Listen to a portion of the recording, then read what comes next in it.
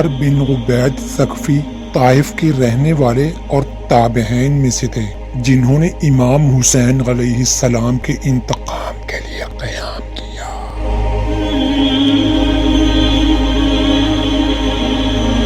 واقعہ کربلا کے وقت مختار نے کوفہ میں امام حسین علیہ السلام کے سفیر مسلم بن عقیل کا ساتھ دیا، لیکن ان کی شہادت کے وقت وہ عبید اللہ بن زیاد کے زندان میں تھے۔ اسی بنا پر واقعہ عاشورہ میں شریک نہ ہو سکے۔ مختار نے 66 ہجری میں حکومت وقت کے خلاف قیام کیا اور واقعہ عاشورہ و قتل امام حسین علیہ السلام میں ملوث بہت سے مجرموں کو قتل کیا۔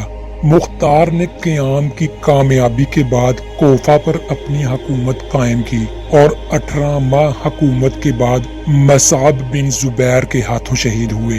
ان کی قبر مسجد کوفہ میں مسلم بن عقیل کی قبر کے ساتھ واقع ہے۔ مختار کی شخصیت، قیام اور ان کی کارکردگی کے بارے میں مختلف نظریات پائے جاتے ہیں اور اس بارے میں مختلف کتابیں بھی لکھی جا چکی ہیں۔ بعض معتقد ہیں کہ انہوں نے امام حسین علیہ السلام کے خون کا انتقام لینے کے لیے قیام کیا تھا۔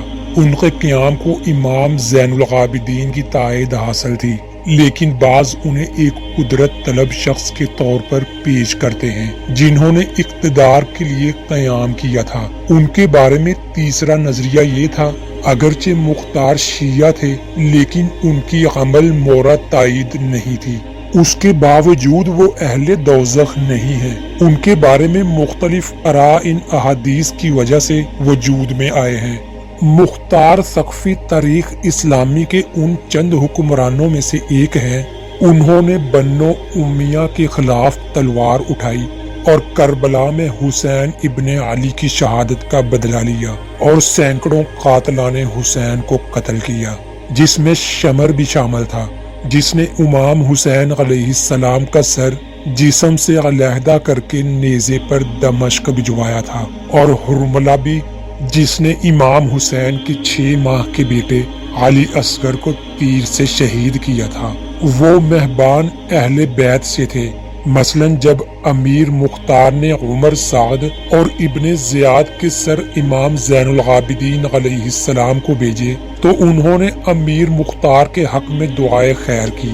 اسی طرح امام محمد باقر علیہ السلام نے بعض نکتہ چینوں کو کہا کہ مختار کو گالی نہ دو، کیونکہ اس نے ہمارے قاتلوں کو قتل کیا اور ہمارے خون کا قصاص لیا۔